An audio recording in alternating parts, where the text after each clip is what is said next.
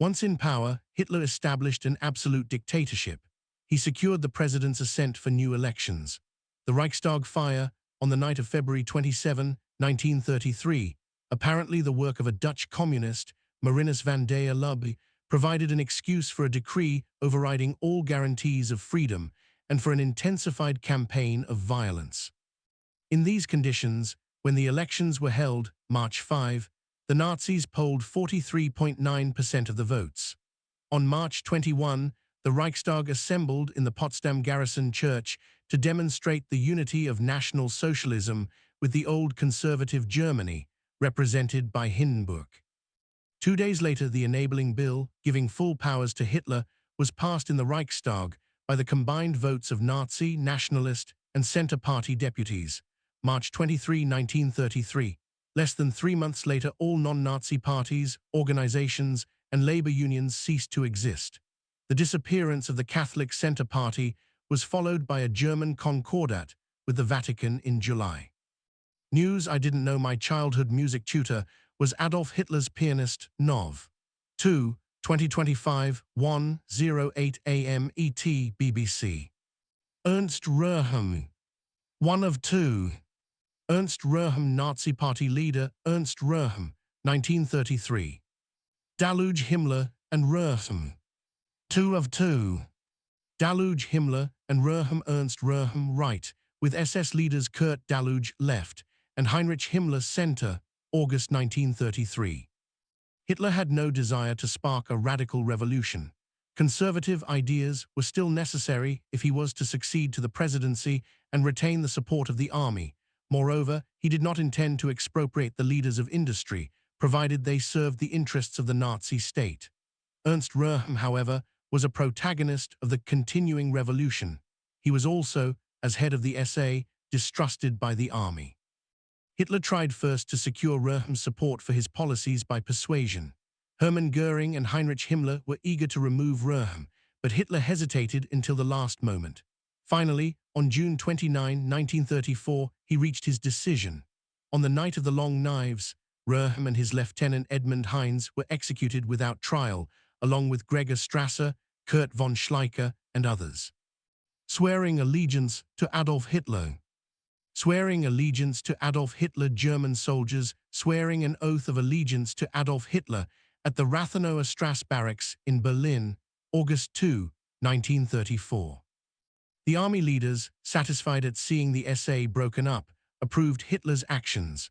When Hindenburg died on August 2, the army leaders, together with Papen, assented to the merging of the chancellorship and the presidency, with which went the supreme command of the armed forces of the Reich.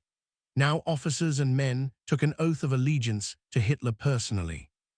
Economic recovery and a fast reduction in unemployment, coincident with world recovery, but for which Hitler took credit, made the regime increasingly popular, and a combination of success and police terror brought the support of 90% of the voters in a plebiscite.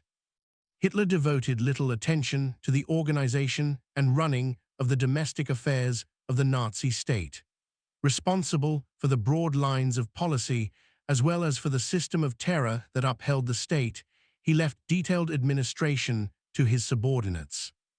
Each of these exercised arbitrary power in his own sphere, but by deliberately creating offices and organizations with overlapping authority, Hitler effectively prevented any one of these particular realms from ever becoming sufficiently strong to challenge his own absolute authority. Foreign policy claimed his greater interest. As he had made clear in Mein Kampf, the reunion of the German peoples was his overriding ambition. Beyond that, the natural field of expansion lay eastward, in Poland, the Ukraine, and the USSR, expansion that would necessarily involve renewal of Germany's historic conflict with the Slavic peoples who would be subordinate in the new order to the Teutonic master race. He saw fascist Italy as his natural ally in this crusade. Britain was a possible ally, provided that it would abandon its traditional policy of maintaining the balance of power in Europe and limit itself to its interests overseas. In the West, France remained the natural enemy of Germany and must, therefore, be cowed or subdued to make expansion eastward possible. Germany invades Poland, September 1, 1939, using 45 German divisions and aerial attack. By September 20, only Warsaw held out, but final surrender came on September 29. Britannica Quiz. Pop quiz, 17 things to know about World War II. Adolf Hitler and Benito Mussolini. Adolf Hitler and Benito Mussolini. German Führer Adolf Hitler right, with Italian dictator Benito Mussolini. Before such expansion was possible, it was necessary to remove the restrictions placed on Germany at the end of World War I by the Treaty of Versailles. Hitler used all the arts of propaganda to allay the suspicions of the other powers. He posed as the champion of Europe against the scourge of Bolshevism and insisted that he was a man of peace who wished only to remove the inequalities of the Versailles Treaty. He withdrew from the Disarmament Conference and from the League of Nations, October 1933, and he signed a non-aggression treaty with Poland, January 1934. Every repudiation of the treaty was followed by an offer to negotiate a fresh agreement and insistence on the limited nature of Germany's ambitions. Only once did the Nazis overreach themselves, when Austrian Nazis, with the connivance of German organizations, murdered Chancellor Engelbert Dollfuss of Austria and attempted a revolt, July 1934. The attempt failed, and Hitler disclaimed all responsibility. In January 1935, a plebiscite in the Saarland, with a more than 90% majority, returned that territory to Germany. In March of the same year, Hitler introduced conscription. Although this action provoked protests from Britain, France, and Italy, the opposition was restrained, and Hitler's peace diplomacy was sufficiently successful to persuade the British to negotiate a naval treaty, June 1935, recognizing Germany's right to a considerable navy. His greatest stroke came in March 1936, when he used the excuse of a pact between France and the Soviet Union to march into the demilitarized Rhineland, a decision that he took against the advice of many generals. Meanwhile, the alliance with Italy, foreseen in Mein Kampf, rapidly became a reality as a result of the sanctions imposed by Britain and France against Italy during the Ethiopian War. In October 1936, a Rome-Berlin axis was proclaimed by Italian dictator Benito Mussolini. Shortly afterward came the Anti-Comintern Pact with Japan, and a year later all three countries joined in a pact. Although on paper France had a number of allies in Europe, while Germany had none, Hitler's Third Reich had become the principal European power. In November 1937, at a secret meeting of his military leaders, Hitler outlined his plans for future conquest, beginning with Austria and Czechoslovakia. In January 1938, he dispensed with the services of those who were not wholehearted in their acceptance of Nazi dynamism, H. Hjalmar Schacht, who was concerned with the German economy, Werner von Fritsch, a representative of the caution of professional soldiers, and Konstantin von Neurath, Hindenburg's appointment at the Foreign Office. In February, Hitler invited the Austrian Chancellor, Kurt von Schuschnigg, to Berchtesgaden and forced him to sign an agreement including Austrian Nazis within the Vienna government. When Schuschnigg attempted to resist, announcing a plebiscite about Austrian independence, Hitler immediately ordered the invasion of Austria by German troops. The enthusiastic reception that Hitler received convinced him to settle the future of Austria by outright annexation, Anschluss. He returned in triumph to Vienna, the scene of his youthful humiliations and hardships. No resistance was encountered from Britain and France. Hitler had taken special care to secure the support of Italy. As this was forthcoming, he proclaimed his undying gratitude to Mussolini. Munich Agreement. One of two. Munich Agreement. German Chancellor Adolf Hitler left, and British Prime Minister Neville Chamberlain, third from left, in Munich, Germany, shortly before the signing of the Munich Agreement, 1938. Munich Agreement. Benito Mussolini, Adolf Hitler, and Neville Chamberlain. Two of two. Munich Agreement. Benito Mussolini, Adolf Hitler, and Neville Chamberlain. From left, Italian leader Benito Mussolini, German Chancellor Adolf Hitler, a German interpreter, and British Prime Minister Neville Chamberlain meeting in Munich, September 29, 1938. In spite of his assurances that Anschluss would not affect Germany's relations with Czechoslovakia, Hitler proceeded at once with his plans against that country. Konrad Henlein, leader of the German minority in Czechoslovakia, was instructed to agitate for impossible demands on the part of the Sudetenland Germans, thereby enabling Hitler to move ahead on the dismemberment of Czechoslovakia. Britain's and France's willingness to accept the cession of the Sudetenland areas to Germany presented Hitler with a choice between substantial gains by peaceful agreement or by a spectacular war against Czechoslovakia. The intervention by Mussolini and British Prime Minister Neville Chamberlain appear to have been decisive. Hitler accepted the Munich Agreement on September 30. He also declared that these were his last territorial demands in Europe. Only a few months later, he proceeded to occupy the rest of Czechoslovakia. On March 15, 1939, he marched into Prague declaring that the rest of Czechia would become a German protectorate.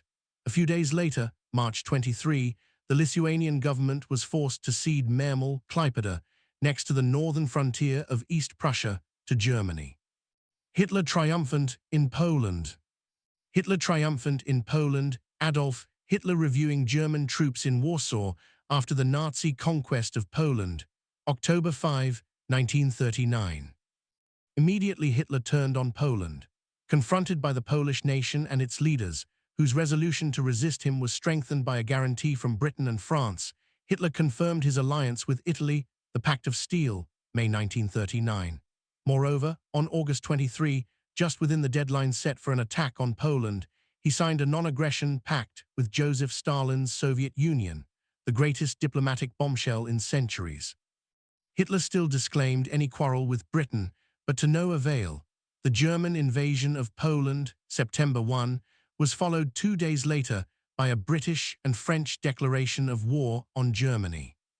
In his foreign policy, Hitler combined opportunism and clever timing. He showed astonishing skill in judging the mood of the democratic leaders and exploiting their weaknesses, in spite of the fact that he had scarcely set foot outside Austria and Germany and spoke no foreign language. Up to this point, every move had been successful. Even his anxiety over British and French entry into the war was dispelled by the rapid success of the campaign in Poland. He could, he thought, rely on his talents during the war as he relied on them before. World War II. Nazi leaders in Paris. Nazi leaders in Paris, Adolf Hitler Center, in front of the Eiffel Tower in Paris, shortly after signing an armistice with France, June 1940. Germany's war strategy was assumed by Hitler from the first. When the successful campaign against Poland failed to produce the desired peace accord with Britain, he ordered the army to prepare for an immediate offensive in the west. Bad weather made some of his reluctant generals postpone the western offensive. This in turn led to two major changes in planning. The first was Hitler's order to forestall an eventual British presence in Norway by occupying that country and Denmark in April 1940. Hitler took a close personal interest in this daring operation. From this time onward, his intervention in the detail of military operations grew steadily greater. The second was Hitler's important adoption of General Erich von Manstein's plan for an attack through the Ardennes, which began May 10 instead of farther north. This was a brilliant and startling success. The German armies reached the Channel ports, which they had been unable to reach during World War I in 10 days. Holland surrendered after 4 days and Belgium after 16 days. Hitler held back General Gerd von Rundstedt's tanks south of Dunkirk, thus enabling the British to evacuate most of their army, but the Western campaign as a whole was amazingly successful. On June 10, Italy entered the war on the side of Germany. On June 22, Hitler signed a triumphant armistice with the French on the site of the Armistice of 1918. Adolf Hitler and Benito Mussolini.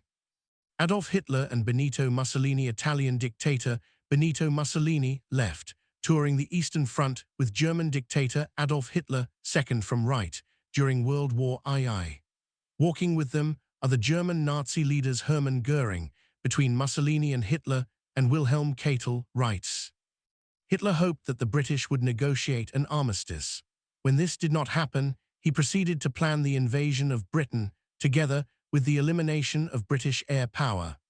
At the same time, preparations were begun for the invasion of the Soviet Union, which in Hitler's view was Britain's last hope for a bulwark against German control of the continent.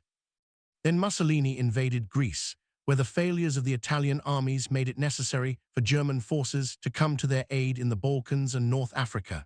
Hitler's plans were further disrupted by a coup d'état in Yugoslavia in March 1941, overthrowing the government that had made an agreement with Germany. Hitler immediately ordered his armies to subdue Yugoslavia. The campaigns in the Mediterranean theater, although successful, were limited. Compared to the invasion of Russia, Hitler would spare few forces from Operation Barbarossa, the planned invasion of the Soviet Union. Reviewing Hitler's personal guard. Reviewing Hitler's personal guard, Heinrich Himmler left, and Adolf Hitler reviewing an assembly of Hitler's personal guard. The attack against the USSR was launched on June 22, 1941.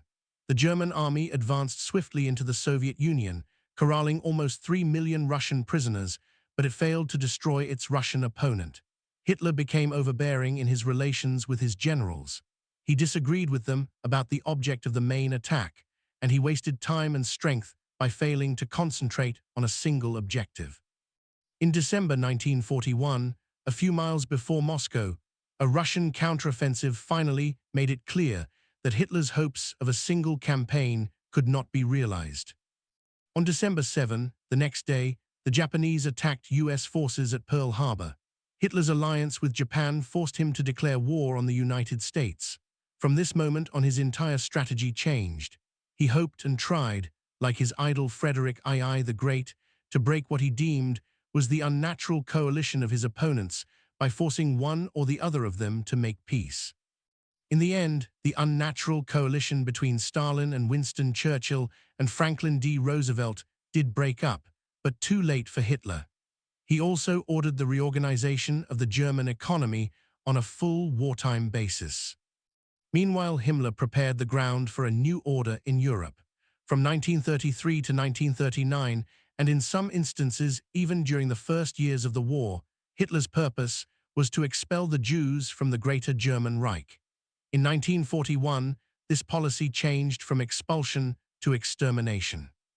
The concentration camps created under the Nazi regime were thereby expanded to include extermination camps, such as Auschwitz, and mobile extermination squads, the Einsatzgruppen.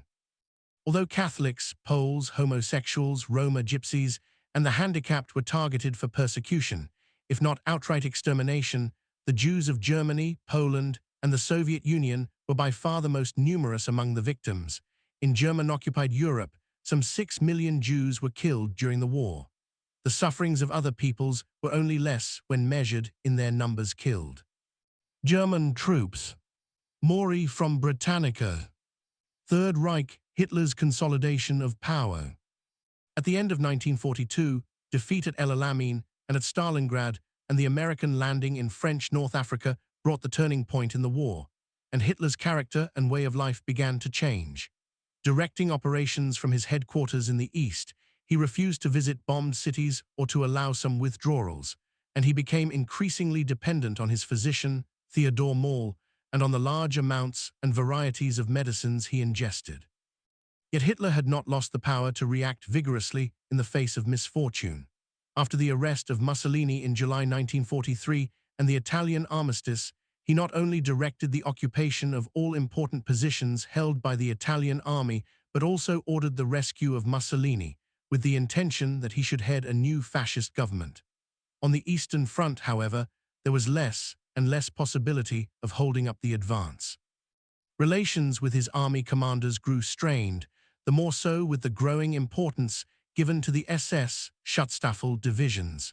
Meanwhile, the general failure of the U-boat campaign and the bombing of Germany made chances of German victory very unlikely. Hitler and Mussolini after the July plot failed. One of three.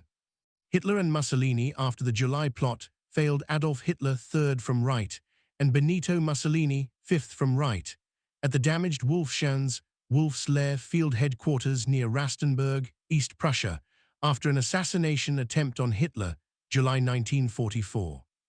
White Rose Resistance Against Nazi Dictatorship 2 of 3. White Rose Resistance Against Nazi Dictatorship Overview of the White Rose. See all videos for this article. July Plot, a failed attempt to assassinate Adolf Hitler 3 of 3. July Plot, a failed attempt to assassinate Adolf Hitler. Learn about the July Plot of 1944, in which Klaus, Count Schenk von Stauffenberg, and others tried to assassinate Hitler and overthrow the Nazi regime. See all videos for this article. Desperate officers and anti-Nazi civilians became ready to remove Hitler and negotiate a peace. Several attempts on Hitler's life were planned in 1943–44. The most nearly successful was made on July 20, 1944, when Colonel Klaus von Stauffenberg exploded a bomb at a conference being held at Hitler's headquarters in East Prussia. But Hitler escaped with superficial injuries, and with few exceptions, those implicated in the plot were executed. The reduction of the army's independence was now made complete. National Socialist political officers were appointed to all military headquarters.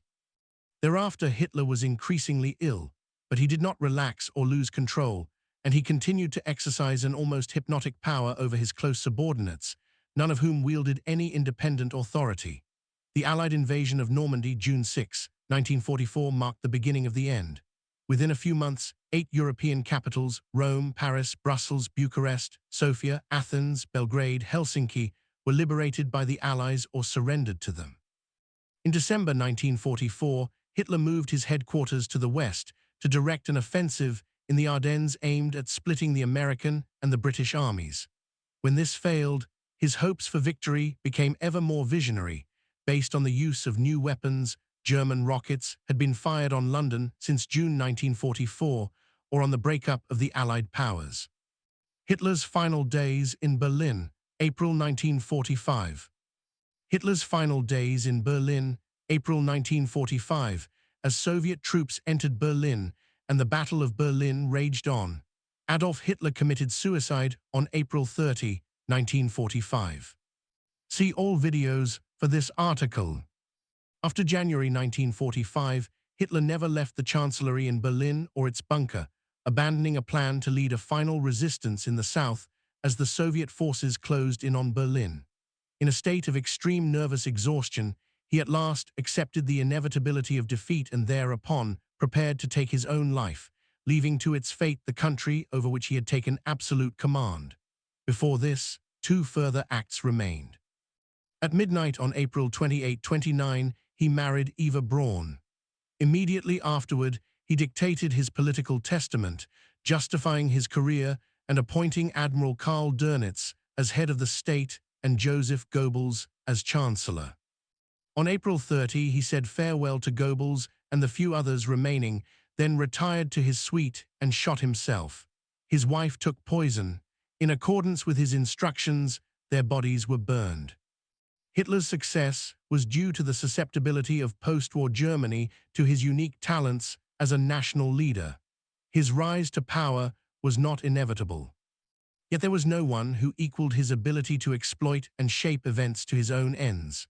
The power that he wielded was unprecedented, both in its scope and in the technical resources at its command.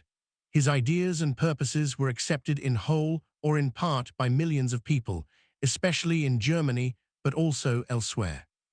By the time he was defeated, he had destroyed most of what was left of old Europe, while the German people had to face what they would later call Year Zero, 1945. Alan Bullock, Baron Bullock. Wilfred F. Knapp. The editors of Encyclopedia Britannica. Hitler's place in history. Adolf Hitler. Adolf Hitler, Nazi Party leader Adolf Hitler. At the turn of the 21st century, more books had been written about Hitler since his death than about Napoleon during the half-century after the latter's demise. Time and distance from the events of World War II have also affected the historical interpretation of Hitler. There is a general consensus about his historical importance, a term that does not imply a positive judgment. Hitler was principally and alone responsible for starting World War II. This was different from the various responsibilities of rulers and of statesmen who had unleashed World War I. His guilt for the implementation of the Holocaust, that is, the shift of German policy from the expulsion to the extermination of Jews, including eventually Jews of all of Europe and of European Russia, is also obvious. Although there exists no single document of his order to that effect, Hitler's speeches, writings, reports of discussions with associates and foreign statesmen, and testimony by those who carried out the actions have often been cited as evidence of his role. Many of his most violent statements were recorded by his minions during his table talks, including the not entirely authentic Bormann remarks of February-April 1945. For example, on January 30, 1939, to celebrate the 6th anniversary of his rule, Hitler told the Reichstag, "Today I will once more be a prophet. If the international Jewish financiers in and outside Europe should succeed in plunging the nations once more in a world war, then the result will not be the Bolshevization of the earth, and thus the victory of Jewry, but the annihilation of the Jewish race in Europe." In his final will and testament, written just before his suicide in April 1945, he charged the Germans to continue the struggle against the Jews. "Above all, I enjoin the government and the people to uphold the race laws to the limit, and to resist mercilessly the poisoner of all nations, international Jewry." Despite the immense mass of surviving German documents and the large volume of his recorded speeches and other statements, Hitler was, as he himself said on a few occasions, a secretive man, and some of his views and decisions differed at times from his public expressions. Adolf Hitler's Mein Kampf.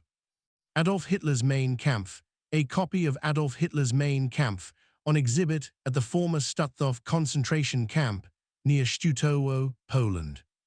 For a long time, historians and other commentators took it for granted that Hitler's wishes and ambitions and ideology were clearly and frighteningly set forth in Mein Kampf.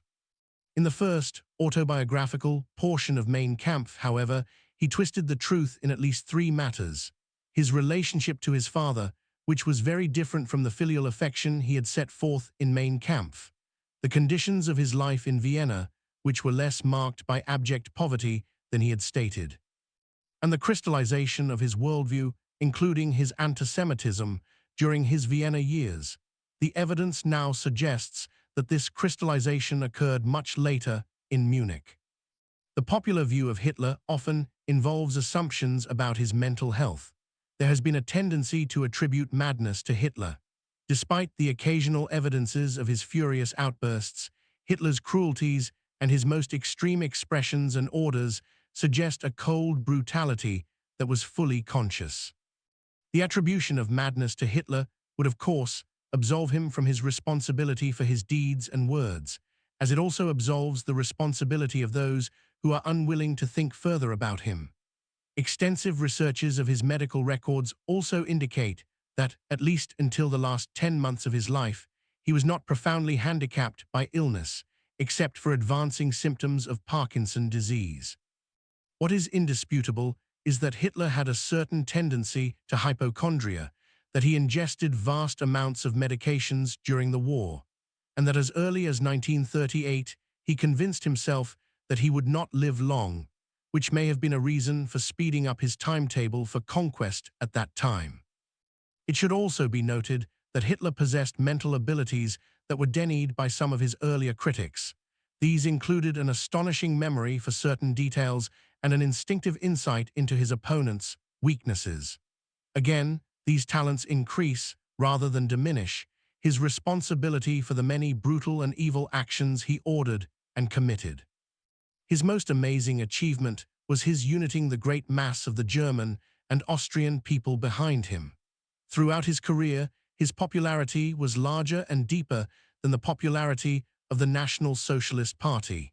A great majority of Germans believed in him until the very end. In this respect, he stands out among almost all of the dictators of the 19th and 20th centuries, which is especially impressive when we consider that the Germans were among the best educated peoples in the 20th century. There is no question that the overwhelming majority of the German people supported Hitler, though often only passively. Their trust in him was greater than their trust in the Nazi hierarchy. Of course, what contributed to this support were the economic and social successes, for which he fully took credit during his early leadership: the virtual disappearance of unemployment, the rising prosperity of the masses, the new social institutions, and the increase of German prestige in the 1930s, achievements unparalleled in the histories of other modern totalitarian dictatorships. In spite of the spiritual and intellectual progenitors of some of his ideas, there is no German national leader to whom he may be compared. In sum, he had no forerunners, another difference between him and other dictators. By 1938, Hitler had made Germany the most powerful and feared country in Europe, and perhaps in the world. He achieved all of this without war, and there are now some historians who state that had he died in 1938, before the mass executions began, he would have gone down in history as the greatest statesman in the history of the German people. In fact, he came very close to winning the war in 1940, but the resistance of Britain, personified by Winston Churchill, thwarted him. Nevertheless, it took the overwhelming and in many ways unusual Anglo-American coalition with the Soviet Union to defeat the Third Reich, and there are reasons to believe that neither side would have been able to conquer him alone. At the same time, it was his brutality and some of his decisions that led to his destruction, binding the unusual alliance of capitalists and communists, of Churchill and Roosevelt and Stalin together.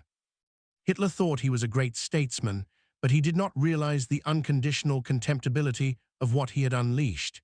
He thought that the coalition of his enemies would eventually break up, and then he would be able to settle with one side or the other. In thinking thus, he deceived himself, though such wishes and hopes were also current among many Germans until the end.